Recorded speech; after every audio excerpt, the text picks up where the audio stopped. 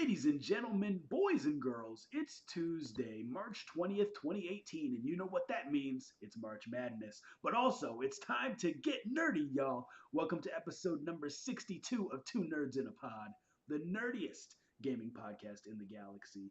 I'm Lam, also known as Mr. Nice Guy, and I've got my comrade in gaming commentary here with me, the Miggity Mac, also known as Maction. Mac, how are things? Things are going well, and I hope that nobody misconstrues my looking down at my phone as lack of interest, because it is good to be back, Mr. Good Nice to Guy. be It's back. exactly what I needed, Dude, it seems frankly. like we can never. Lately, we've had technical difficulties as we're doing the live stream for people, and it seems like we can never get the camera working for both of us. We did like 60 episodes with no issues camera related. Now, as you can see, if you're here live, we have a little picture of me instead of my actual video feed. So we're going to roll with the punches and see how it goes. But, Mac, in your life, man, any exciting stories, anything you want to share with the people before we get down to business, man? Oh man. So a couple of really cool things. Mrs. the Mac, as you know, is an astronomer, right? Yep.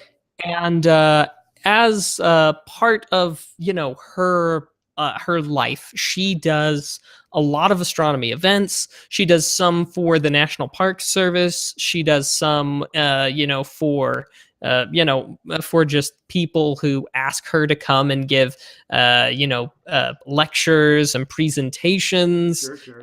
And then of course she does some for a what's it called, for a nonprofit organization that she did not start, but they made her the president, because it's always kind of easy to be the president of an organization when you started it, and that doesn't really carry the same weight as like somebody else made this and they made her the president. So I Okay, just fair wanted enough. to be clear. Mrs. the Mac is amazing, and if only we could all be as lucky as I am to have her in my life. And no, she's not standing by me. And no, she doesn't really listen to the podcast. So she doesn't know I'm saying that. So I'm just saying, I've got no horse in this race. Just being But honest.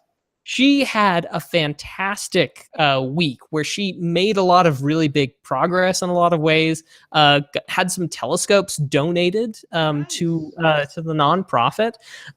She gave a couple of lectures that went really well. And in spite of, I wouldn't say hecklers, but some people Dude, who people weren't. heckle at astronomy presentations? No, they don't heckle so much, but I mean, there are some people of a specific age and background who tend to just, have problems with women being smarter than them. And it comes out in a few different ways. See, me, I've long since come to terms with the fact that she is smarter than me, so I've got nothing to prove. But other people just don't realize that she's that But much she smarter than handled them. it like a pro, I assume. Oh yeah, handled it like a pro and shut some of these particular people down very, very well and expertly. And anytime you can shut somebody down and the crowd laughs, you've done well. But of course, that, Mr. I Nice Guy. do, That's man. I that's do. that's how you handle it. She handled it like a stand-up comic. Dude, So that's she killed it. fantastic. So yeah, just lots of good stuff. Had a chance to take a little bit of a vacation last week. Really, just all good things, Mr. Nice Guy. So Dude, that's me. How about you? How positive, has your week been? positive vibes on the action side. Same things here on the nice guy side. Life is good, man. I've had a lot of shows lately. I don't know if I've announced it here on the podcast, but I have some kind of big news. I am going to be recording a comedy special, you guys, for a company called Vid Angel. They're based in Utah. The recording will be in Provo, Utah, April 27th. Shows at 7 and 9:30 p.m. If we have any listeners who are in Utah, we'd love to see you at the show. I would, and my wife, Mrs. Nice Girl, would. You can purchase those tickets right now at drybarcomedy.com. April 27th is the day I will be recording it. So yeah, I've been prepping for that, Mac. I had a show last night that I was headlining. Ran through a good portion of what I'm going to do for the recording. What else, man? Just lots of good shows. Oh, I did a show on Friday night at a little Irish pub, St. Patrick's Day, pre-show, and that was fun. Crowd was a little bit rowdy with their green beer and whatnot, but that's to be Mhm. expected. But life is good, Mac, and I say we do what we do best at this point, and we hop right into the gaming news, my friend. What do you think? Let's do it, sir. Let's do it. Welcome to Two Nerds in a Pod, episode number 62 for those of you who are here live. Also, welcome for those of you who are here after the fact on iTunes. So I got some cool news stories this week, man. It was a pretty big week. Lots of cool games came out this week. Lots of cool news.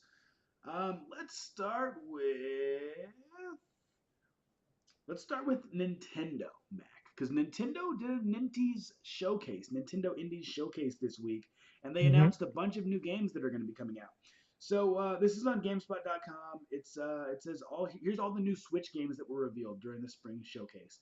It says Nintendo today hosted a video live stream event to reveal new games for Nintendo Switch, whereas it highlighted many of its own games during the big Nintendo Direct recently.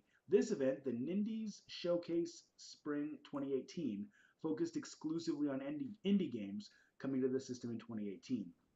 Although it ran for only about 10 minutes, it was an event packed with announcement for a lot of new games. Now, it says many of these games are ports or remasters of existing titles, something that many of us have been asking for, given that games can feel like new experiences on the portable Switch. Others are brand new games that have yet to be released. So, here are some of the games that are coming out.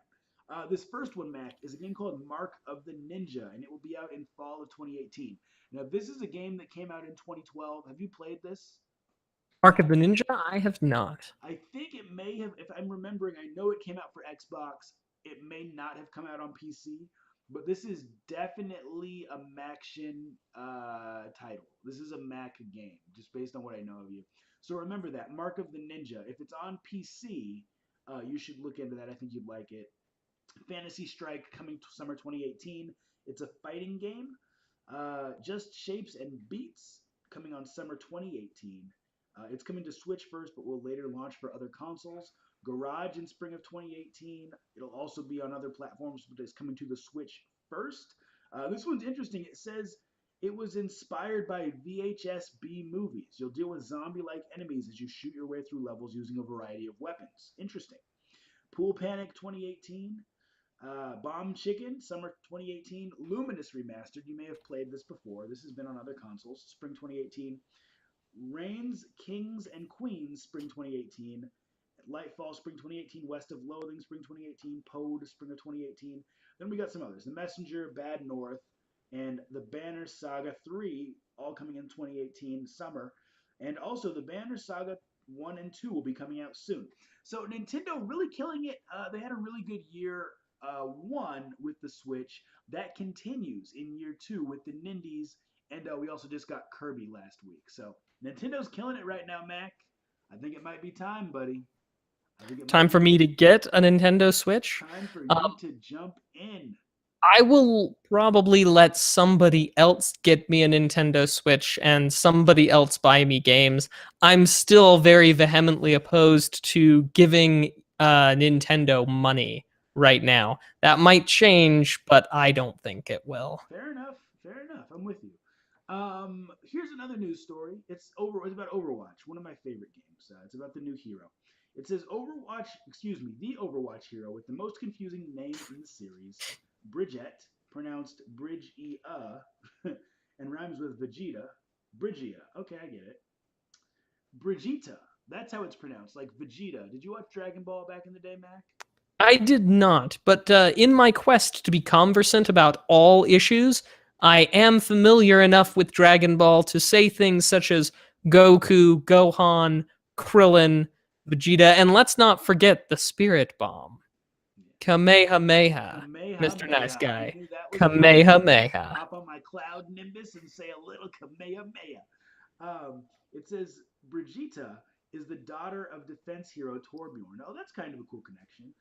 As a support character, Brigitta heals teammates by either throwing repair packs or by damaging enemies to mend allies within close proximity. Her main weapon is a flail that can detract and hit multiple opponents. She also carries a shield like Reinhardt, but it's big enough only to cover her and anyone small enough to huddle behind her. Interesting. So more heroes for Overwatch. Not a game that I believe you're into, Mac, but it's cool to see Blizzard continuing to support stuff. Now, speaking of Blizzard, just kind of a side note, there have been rumors that Diablo 3 is going to come to the Nintendo Switch. Have you ever been into Diablo? That's a game that's been supported for a long time by Blizzard. Well, Diablos 1 and 2, I have had some experience playing, either, in when they came out or around when they came out or shortly thereafter, or even I played some Diablo 2 probably about a year ago. But I have no experience with Diablo 3. None whatsoever. Okay. Well, I could see that being a game. Do you like dungeon crawlers, or has that never really been your thing? To a certain extent, I think what's been particularly enjoyable about the dungeon crawlers is surprise, surprise, cooperative gameplay. Gotcha. That's Mac's thing. Now, Mac is all about the playable demos and the cooperative gameplay. So, game devs, if you're looking to get Mac's attention, that is what you need.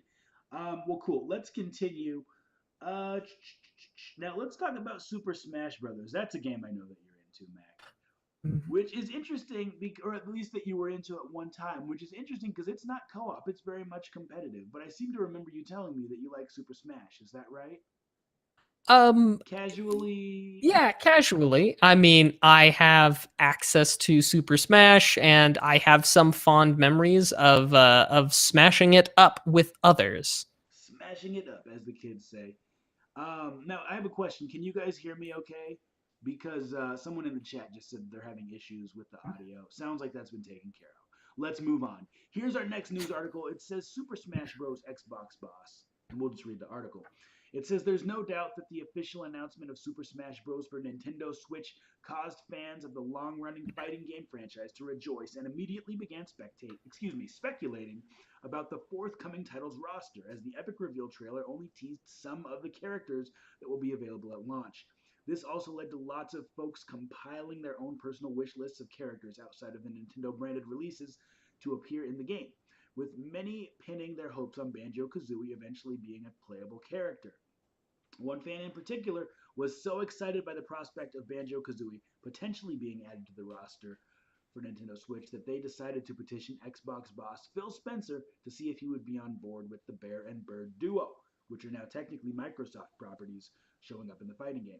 As seen in the Twitter exchange below, the user known as Banjo X asked Spencer if he would be willing to let Banjo Kazooie appear in Super Smash Bros. For Switch, with the Xbox boss succinctly replying, "Yep." Now, Mac, this brings up an interesting question. It actually brings up a couple interesting questions. Let's start with the first one, which is more fun. Um, who do you want to see in the new Super Smash Brothers? Hmm.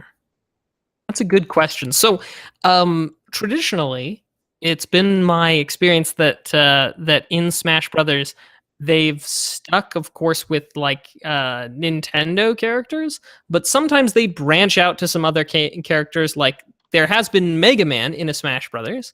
Has he Um, actually been in the Smash Brothers game?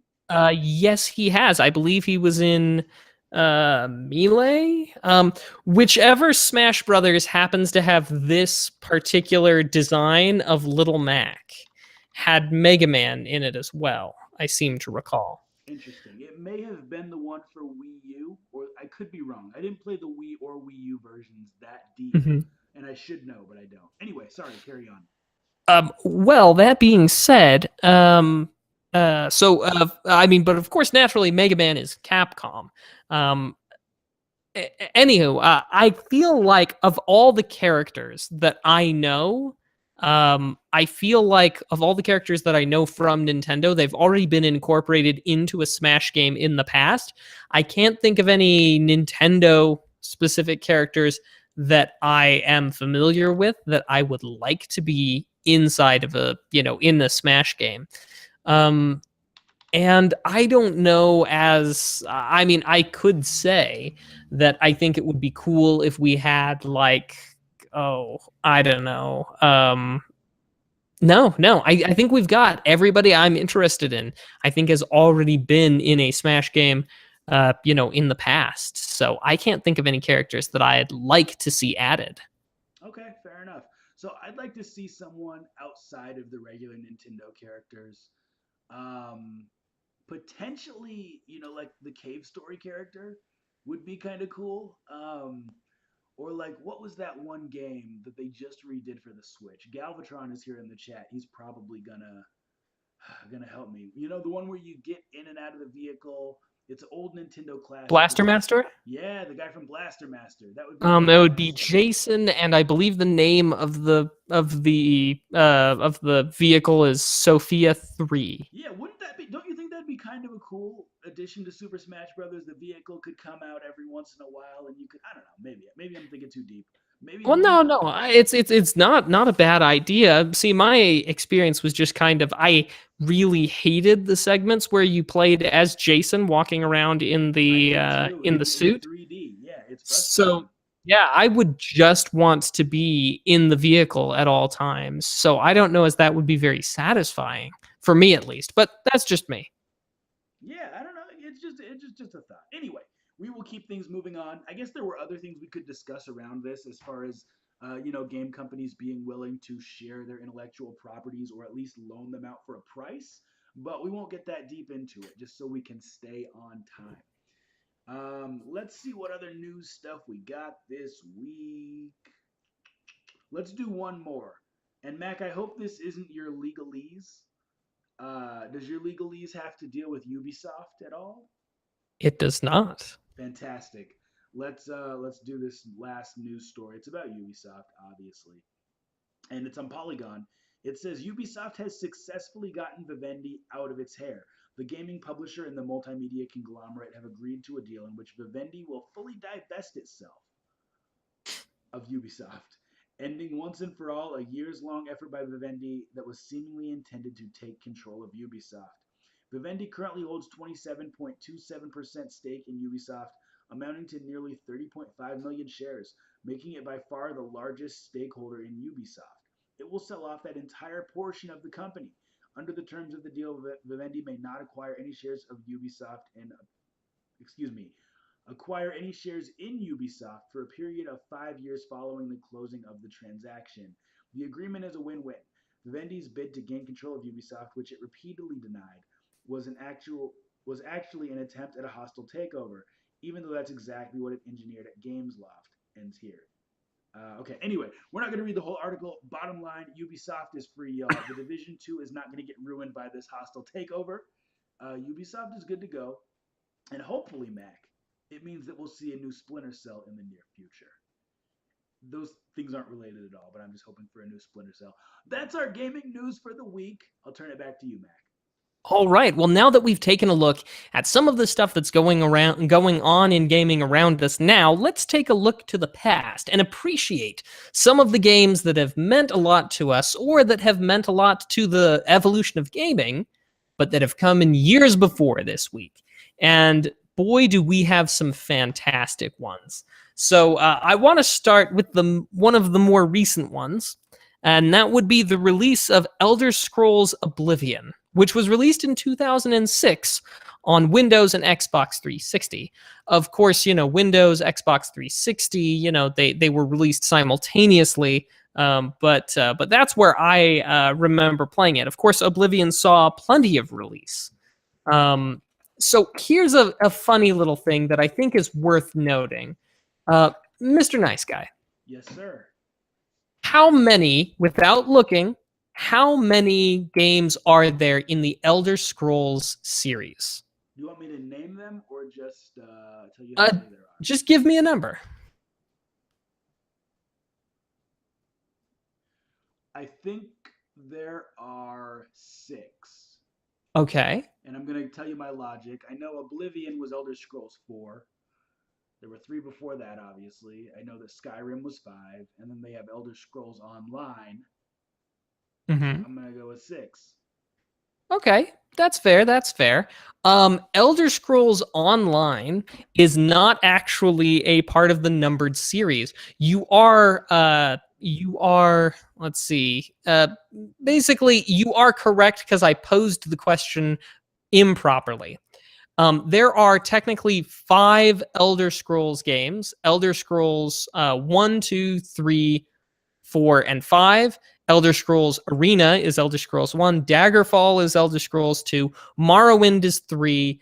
Oblivion. Oblivion is 4 and Skyrim is 5. But I think Kane in the chat here hits on exactly what I was going for. You're inclined to think that there are more numbered Elder Scroll games, or inclined to think that there are many more games. He posited 9, precisely because when you think of it, when you think about Elder Scrolls, they keep re-releasing Skyrim every 6 months on a different platform and talking about how amazing it is, that you would be forgiven for thinking that they had released 9 mainline Elder Scrolls games. But in fact, we only have 5 numbered ones and Elder Scrolls Online. Of course, to be fair, there are plenty of other ones, like there is Elder Scrolls Online, there's Elder Scrolls Legends, and a couple of others. Anyway, we'll leave it at that. But Elder Scrolls Oblivion was he was counting side games. Okay, so I retract all of that. Everybody here is more on top of their Elder Scrolls. So I'll just say, for somebody who's not that big into this series like me, I was surprised as I was looking into Elder Scrolls Oblivion, in that it was merely number 4 and Skyrim was merely Elder Scrolls number 5, precisely because I thought that they had released tons more, just because I keep hearing about Skyrim being released over and over again. Yeah, But Skyrim is an exception. They haven't done that with all their other games. True, I mean, we have they Skyrim haven't. VR, we have Skyrim on the Switch. Mhm. It's gotten ridiculous. They need to come out with a new Elder Scrolls game at this point. We're going to get Skyrim on mobile devices pretty soon here, I'm sure. If the trend continues, it's just pretty ridiculous. But Elder Scrolls Oblivion, I think from a I think from a standpoint, it's always hard to follow up a game that's really, really good.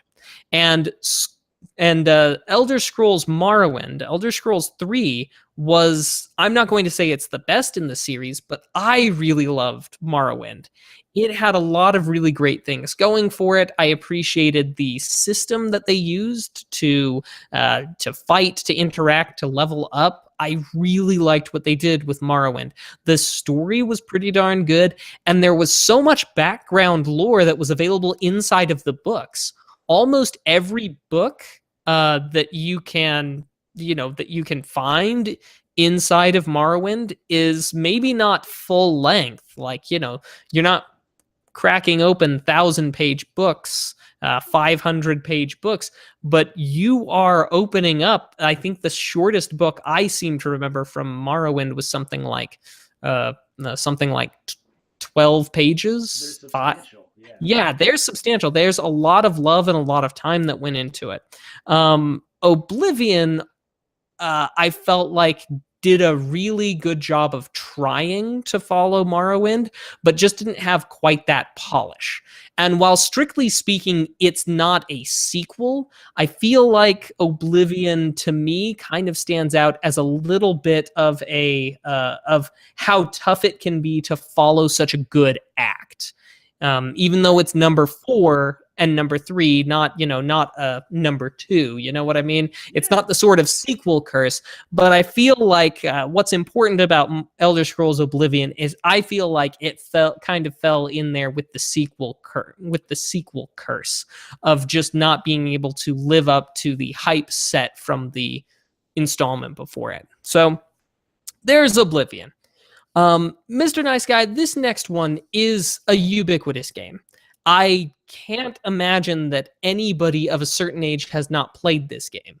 And I cannot imagine anyone who doesn't thank this game for saving them from moments of boredom. I am, of course, referring to the 1992 Windows release of Minesweeper. Oh, everyone's played that. Absolutely. Oh, everyone's played that. Now, maybe not some of these new kids on the block, these people who've come around and don't know the joy and sorrow of Windows 3.1.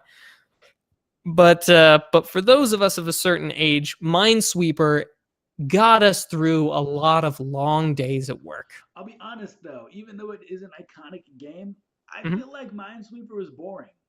I know that may be blasphemous. It just isn't my thing, man. Well, I mean, Mr. Nice Guy, I think you find it boring because you didn't delve into the deep lore and background. There's I no mean, did you lore in this even game. read the manga I for absolutely did not. Minesweeper? I absolutely Ah, did not, and I didn't even know that it existed. you And I see, feel and like that's now that I know it existed, I feel like it shouldn't exist. To be honest with you, it sounds kind of ridiculous that someone would devote that much time to a manga about Minesweeper. But anyway, continue. I apologize. no, it doesn't exist. I mean, well, actually, I don't know. Maybe it could. Maybe I Hey, should say, but Minesweeper and fan fiction. to the best of my knowledge, there is no Minesweeper comic, manga, whatever. But it seems like something that would happen. But no, Minesweeper was at its heart not so much of a game with narrative, of a game with purpose and drive, but it was kind of the beginning. I feel like of the I feel like it was kind of the beginning of what we now look at as bite-sized mobile games.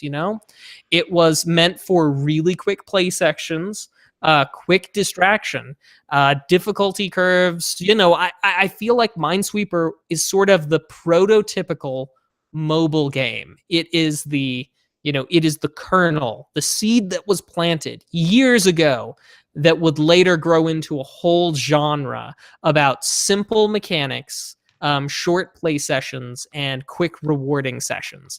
But hey, that's just my take on Minesweeper.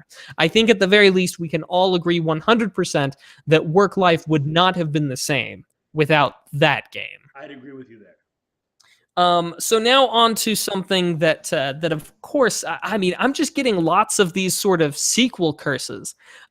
Streets of Rage 3, 1992 for the Sega Genesis. Mr. Nice Guy, was Streets of Rage 3 this brawler? Was this in your wheelhouse, man? No, man, I was a Nintendo kid. Now, Yes, you were. and I still kind of am. I mean, I play everything now, but I grew up with an NES in the house. I never owned a Sega console growing up. Mm. I had everything Nintendo: NES, Game Boy, SNES, N64, and so on. That said, I have played Streets of Rage now, through the beauty of emulation and things like that. Mhm. So I have not played Streets of Rage 3, which maybe that's telling. I'll get your opinion. No. So in my position, I of course had a Sega. I think I've mentioned before that I missed out on plenty of consoles because I actually had to, even as a kid, buy them myself. But what I will say is that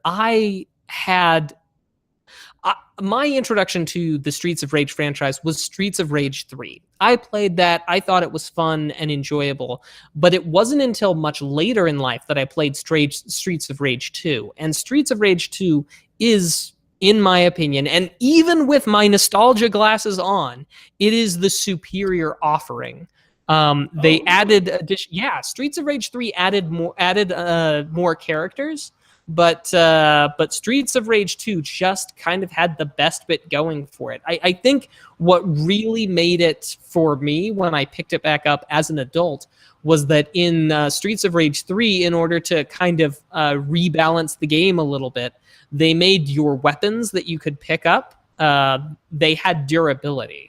And so they would expire. Whereas in Streets of Rage 2, it was just if you got hit a certain quantity of times, every time you got hit, you would drop your weapon, and after a couple of drops, it would go It away. would So disintegrate.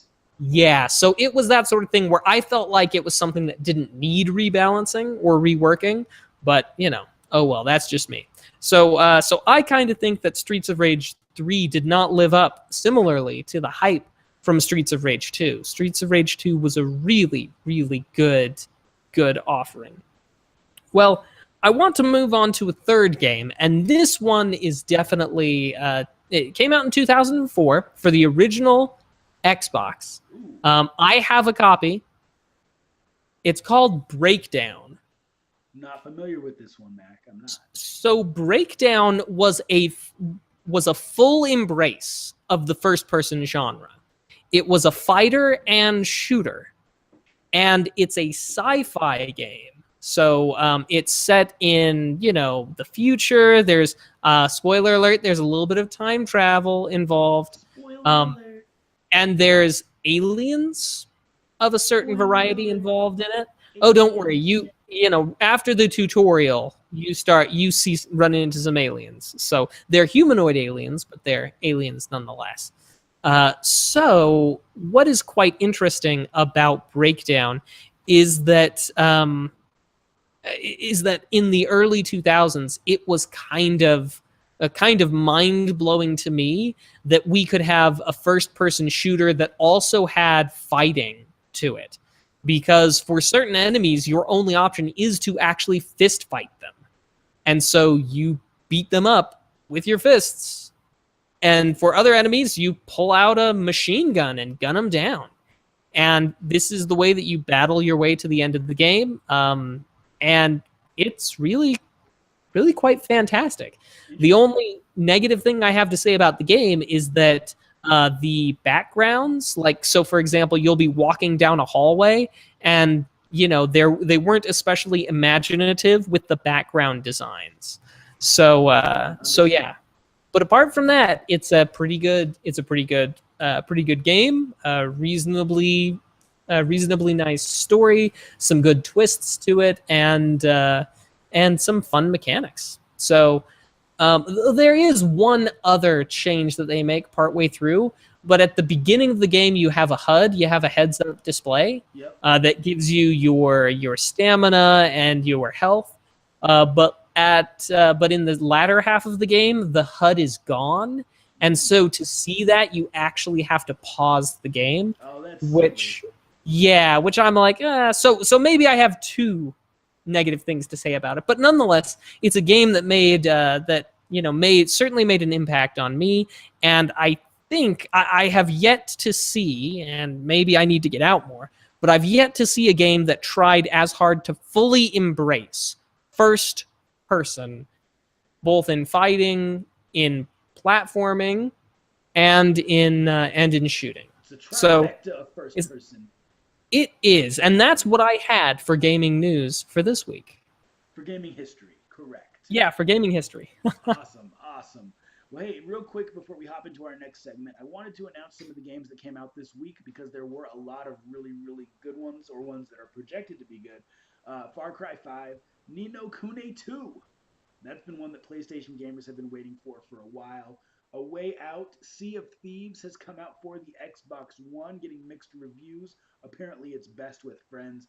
And also, we did get Kirby Star Allies. Now, in addition to those, there are a couple free titles that came out for mobile. Fortnite is now available for download free on mobile if you signed up for the beta. And PUBG, Player Unknown Battlegrounds, is also available for mobile. We wouldn't be a gaming talk show if we didn't announce that. So, wanted to make sure that all of you are aware of that. Now it is time for our next segment, called the topic of the week. A segment where we talk about something that's going on in gaming that's relevant today and we give our opinions on it. So this one comes from GameInformer.com. And Mac, since you're really into retro stuff, I think this will be right up your alley. It says, much like Bubsy's puzzling return from obscurity with Bubsy the Woolly Strike Back, there has been an air of great confusion surrounding Atari's unexpected resurgence to penetrate the video game market with a new console. A crowdsourced campaign on Indiegogo was originally planned for the system with modern and retro design variants, but the project was put on hold when, quote, one key element, unquote, snagged the publisher's progress, with no word since then. Now, before I read this whole article, Mac, are you familiar that Atari was working on a new console? I had heard about it. Okay, Yes. okay, fantastic. So it goes on to say, with PC architecture running on an open Linux based software, creator and general manager Firgal Mac Canolda told GamesBeat last year, quote, we wanted to make a killer TV product where people can game, stream, and browse with as much freedom as possible, including accessing pre-owned games from other content providers. Now Atari has resurfaced with a plan. So guys, this had been discussed before. It kind of disappeared for a while, but now Atari is back as far as this potential console goes. It says the company has announced that the Atari box has been renamed the Atari VCS. More details on the console's capabilities will be disclosed at this week's Game Developers Conference in San Francisco. In the meantime, the console is now accompanied with a modernized joystick and sleek controller reminiscent of the Xbox One's button layout and build. I'm not going to read the whole thing, but it does say a pre order date for the Atari VCS will be announced sometime during April. Mac, we have three game companies that make really, really high quality consoles. Do we need a fourth? That's the question. And do you want a fourth from Atari? From an Atari. So, if I remember properly, back when they were pitching this idea, they had said something to the effect that they were going to have an Atari console that would play all of the old games Yep, and also play some amount of current gen games as well. yep. Um, and that's still what they're pushing for, yeah? It sounds like it. Yeah. I have to admit that call it me being crazy, but if I want to play the old games, which I have no particular love for Atari games, so this doesn't appeal to me in general, but for the most part, I have my retro consoles over here, and I Yep. play them on my retro consoles. And if I want to play computer games, I come over here and play on this. I'm not really looking for a console that lets me play Atari 2600 or Atari whatever games, as well as some selection of new games, because I've already got a computer for the selection of new games. Unless they've got some really killer exclusives, I think I'm just going to let this one pass me by. Yeah, so it's interesting because they made it very clear that they want people to be able to game, stream, and browse on this console. So, I mean, it's almost like they're half in.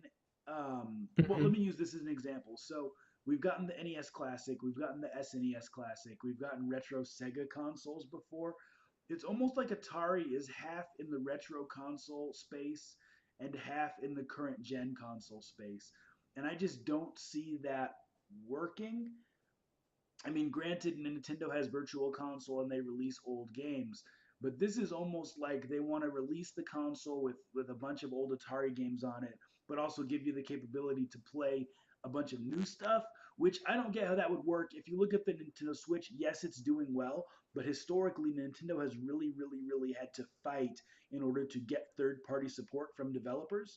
And even when they do get it, the games that they get are often watered down versions of the PlayStation and Xbox versions. So if Atari really thinks that they can come in and somehow get better third-party support than Nintendo, more power to them. But I just don't see this being a success. I would love to get thoughts in the chat from people. Mac, now here's really what it comes down to. Not so much do you want this or not, but I mean we have three companies making great consoles. Do you think we need a fourth? Do you think there's anything that the game industry can gain? And Oh, and let's right. not even consider Atari. Let's say that Sega wants to come back and make a console. I will say absolutely. I am all for more entrance into games making and console making as well. I think we can only benefit from more options from publishers, from consoles, and such. I think I think it can only do good things. Some people will probably be like, "Well, you'll just fragment the market," or blah blah blah blah blah. But um, and call this the economist in me, but I really do have that general attitude that the easier it is for people to make things, the more platforms they're able to release things on, the more platforms that are just available, the better off we as general consumers are.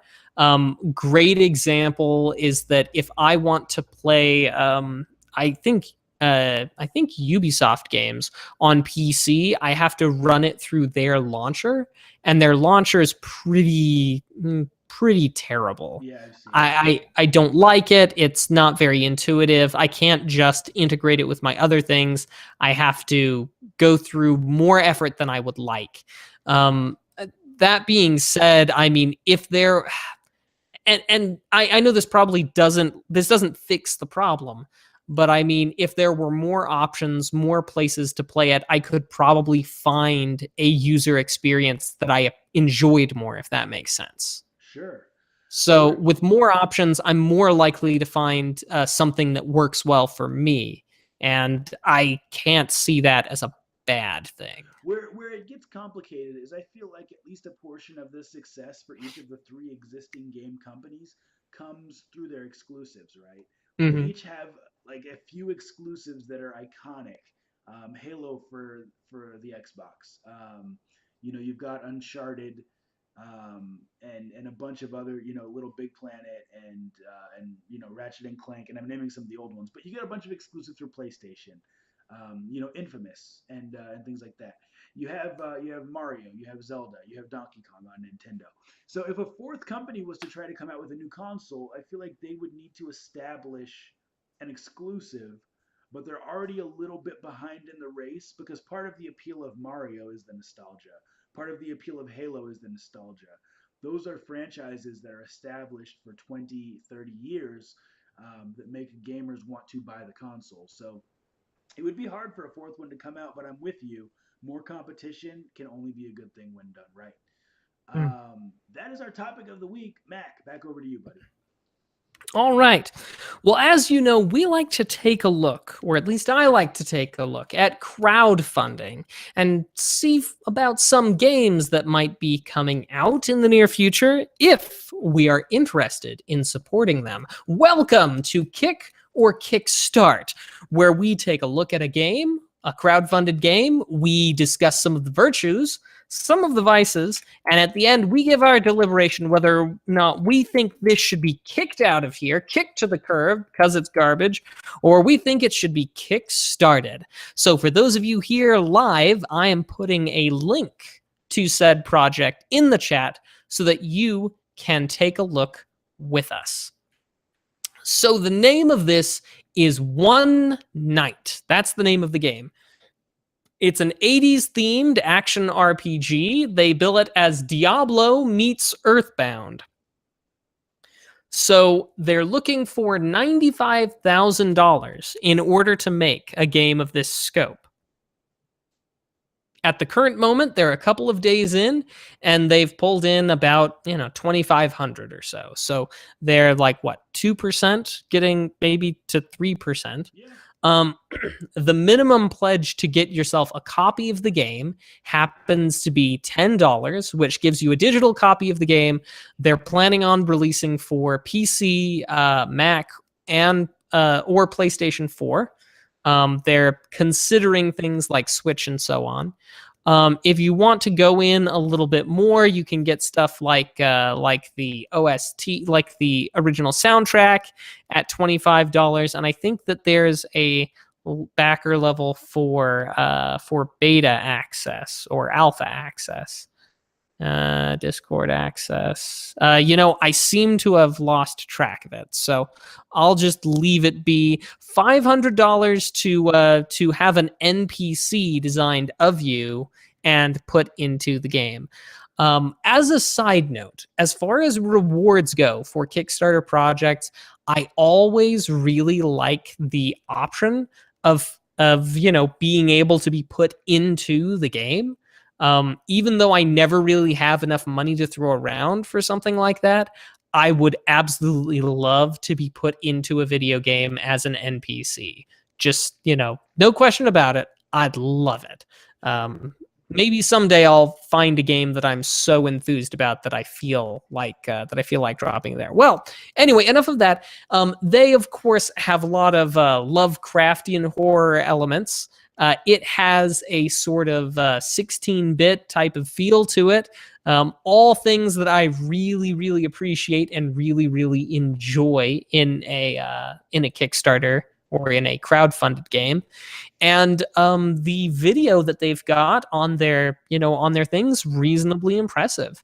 It shows a couple of cool things, a few cool animations, hints at some of the stuff that they're working on. And so it looks good. All in all, I have to say, I'm really impressed by the artwork. I really like the idea combining an Earthbound sort of semi-open world RPG, the Lovecraft with Diablo. The inspirations for it seem pretty cool. The amount of money being asked for a large-scale project is also, in my opinion, a plus. There are a lot of Kickstarters that we see that are asking for very small amounts of money in order to produce very large projects, and that's often kind of a red flag to me. I'm not entirely certain if 95,000 is the right number for this size of a project, but it definitely feels like it's much more reasonable than if they had just said 4,000 for an 80-hour action RPG. You know what I mean? Sure. Yeah. The 80s theme, I could take or leave it, but, that's what they went with, so good for them. So, Mr. Nice Guy, Yeah. before I start to talk about what it is that I find the disadvantages of this, I want to give you a chance to tear it apart before I really tear it apart. Mac, what makes you think I'm gonna tear it apart, man? Maybe I like this game. Maybe I want to buy it and give them $500 so I can be in the game. No, I don't. It just doesn't really strike me. You know, the thing Mhm. is, I really have become like I really Cynical, jaded. no, I really like small games like this. You know, little indie games with some old school graphics and whatnot. But this one just doesn't catch me, and I can't quite put my finger on why. Uh, I think I know that when I look at the Kickstarter, I don't like the little animations they have all over the page. Mhm. I don't like that a lot of the images they have are blurry, even though it's attempt to be 16-bit. It kind of reminds me of what's that mobile game? Is it called Out of This World or Another World? Um, Yeah. something about Both of those titles are correct because it was known by Out of This World or Another World, depending upon the point in time / platform. that's right. So you're right. Yeah, so it kind of reminds me of that just graphically.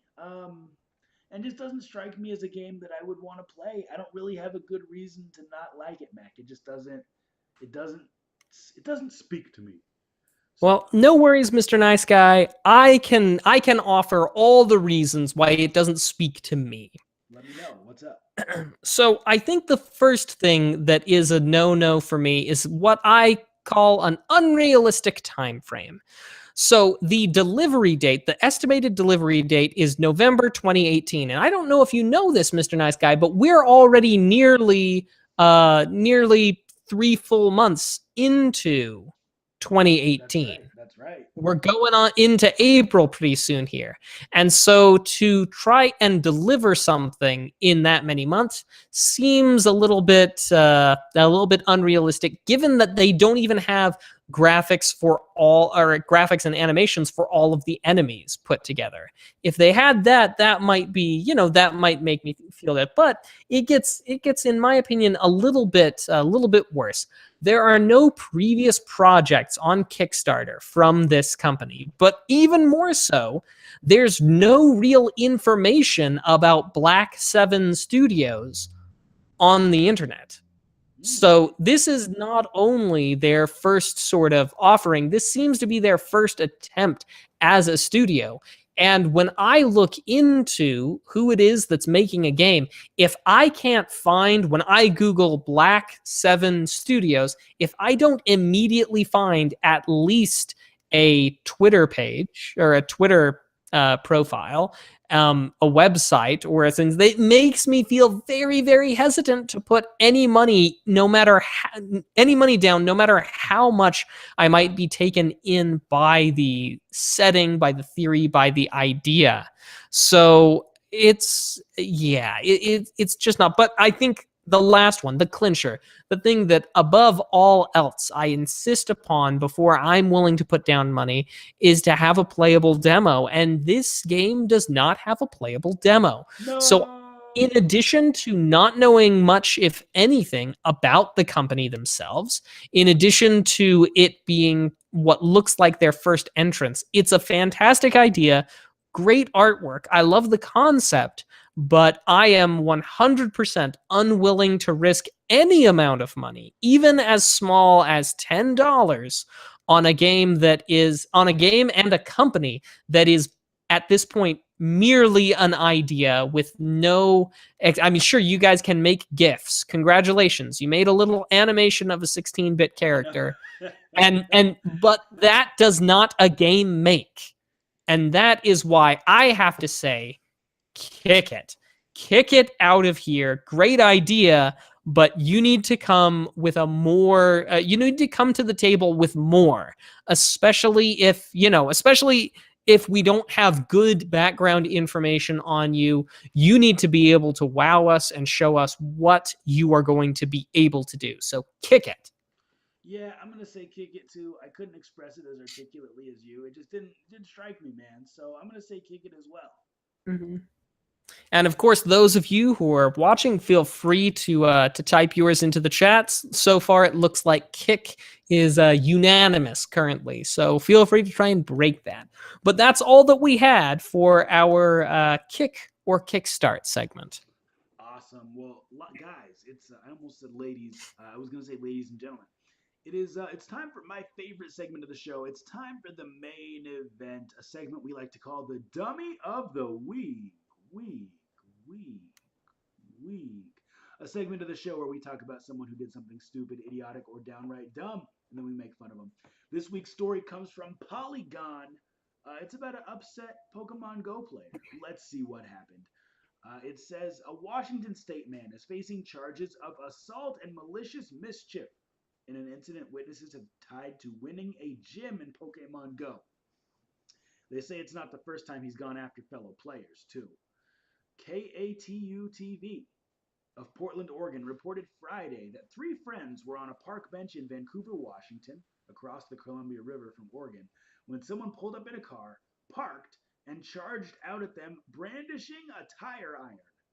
The alleged assailant, Stephen Jolly, demanded to know which of the three on the bench was a Pokemon Go player who had just taken a gym in the game. Quote, I was reviving my Pokemon when he was trying to take it out, said Andrew Otten. I took it from him and I didn't know he just took it. And he was like, hey, did you just take this gym from me? That's pretty messed up, man. He was very angrily saying it. That's a hard paragraph to follow. Um, He goes on to say a friend of Otten said he was punched by Jolly, quote, several times until he took action. Now, here's the thing.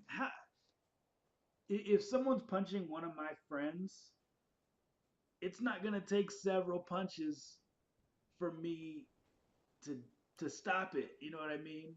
Mm-hmm. Maybe he was like, "Is this for real?" And then was like, "Yep, it's for real. I better do something." Also, why did the guy get out of the car with the tire iron and then start punching the person? I'm not saying he should have used the tire iron. In fact, it's good that he didn't, but that just doesn't make any sense to me. And also, there's a good chance they could have taken the tire iron from him and used it against him, just like in Streets of Rage, like Mac was saying earlier. Now, maybe Mac, he did try to use the tire iron, but as they were defending themselves, he kept dropping the tire iron and it disappeared into thin air, just like it used to in Streets of Rage. Yeah, I don't know if that's one bit of video game physics that carries over to real life. You never know, Mac. I wasn't there. Were you there? I was not there, I'm so just I don't know. But hypothesizing about it. I just find it unlikely, I Mr. Nice find Guy. it That's all I'm saying. suspect that the beginning of the story there was a tire iron. Once the drama started, there was no tire iron. That's all I'm saying. It goes on to say, I got behind him. Okay, so let's go back a little bit. A friend of Auden said he was punched by Jolly several times until he took action. I got behind him and started choking him, said Grayson Hagstrom. I figured if he didn't have consciousness, he wouldn't be that tough. That's a great assumption. Most people who aren't conscious aren't that tough. Think about it. How many Okay, tough yeah, dead people do you know? it's How, true that checks out. how many people are tough in their sleep? Not a lot. I've never seen someone in a coma pick a fight. And it goes on to say, in reference to him choking him out, it says that's smart calculus. I'm not going to read the whole story, but suffice it to say, this gentleman has been doing this a lot. He is now under arrest, and it says that the guy disputed striking anyone, but he did say he hit a table with the tire iron. Guys, Pokemon Go, it's not that serious, y'all. If someone takes your gym, just let it go. Now, I feel like, Mac, and this is just me thinking out loud, that the reason this guy was mad that the gym was taken from him in Pokemon Hmm. Go and the reason he attacked these people is because he had a desire to be the very best. Like no one ever was. And that's our dummy of the week. Mac, back over to you, buddy. All right. Well, now we're on to the last segment of our show, the last official segment, and it's going to be a short one because it's developing. But it's a little segment we call Legalese. And we talk about some of the laws that are going to impact gaming. So, Mr. Nice Guy, Yes. a good solid, I would say, 99.9% of current gen games require some sort of online component, whether that's online multiplayer, DRM checks, whatever. But most all of them have some sort of a component that requires internet. As such, anything revolving around the internet and internet usage is germane to our life as gamers. So, as we know, net neutrality was repealed a little while back by Ajit Pai of the FCC, man with most punchable face in the universe. I think that's safe to say. However, in the repeal of net neutrality, an interesting thing that was said by the FCC was that they had this sort of ruling / clause to say that no state was allowed to pass laws, to kind of pass laws to enforce a net neutrality. They're basically like, hey, we're getting rid of this, and no state is allowed to make rulings on this. So even though we are deregulating this, or at least they're saying we're not going to do this, then let's also make it we will decree it illegal for any state to try and enact consumer protections with regard to the internet. I won't go too much into it, but Washington State did not really take that to heart, and they went ahead and passed rulings anyway. Now, on the both sides of the issue, you've got one issue that cites interstate commerce as saying that you don't want to have a state able to greatly pass laws in their state that make it more difficult for out-of-state companies to be a part of that. Because at that point, you're really just being, you're really just doing tariffs. We don't want states to tariff products from another state. Which is where the one side is coming from when they're like, we don't want you as a state to be able to enact any stuff here. But Washington State's rebuttal is that Washington State's rebuttal is, let me see if I can find it.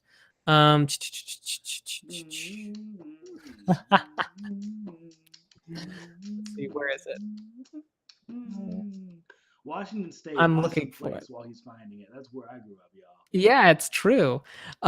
So essentially, I think. Yes. Here we go. Hansen is the name of the chief. Is the person, is a trial lawyer. Representative Drew Hansen is also a trial lawyer. Anyway, so here he is, and he's talking about this, and here's what he says about this whole thing. Quote, here is the oddity of the position that they, the FCC, is taking in the net neutrality repeal.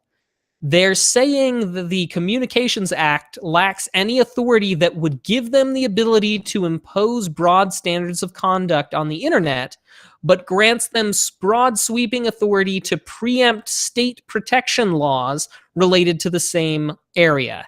It's not clear to me how they can both claim they have no authority to enact sweeping standards of conduct while at the same time enacting broad standards of conduct. So It's Yeah. kind of interesting. We'll see where it goes. I mean, interstate commerce is something that is very greatly that's greatly ingrained in the United States. So we'll see what happens with it. But it is kind of amusing and it is kind of interesting. I kind of like his take on it, but why should I be surprised that that's the case? So that's what we had for legalese. We will see where this goes. Maybe it might go somewhere. Maybe it might go nowhere. But at the very least, we'll enjoy keeping an eye on it. So that's all that I had. That's fantastic. And guys and girls, that's our show for the week. Thank you for tuning into episode number 62 of Two Nerds in a Pod, the nerdiest gaming podcast in the galaxy. Before we go, we like to do one last mini segment called What We've Been Watching and What We've Been Playing, where we talk about just that, what we've been watching and what we have been playing. Mac, do you want to lead off for us, man? Absolutely. So Mr. Nice Guy was kind enough to give me a copy of Celeste. He gifted me a copy on Steam, and I played it, and I beat it, Oh, he liked it. Guys, I'm and so I happy. I would enjoyed love it. this.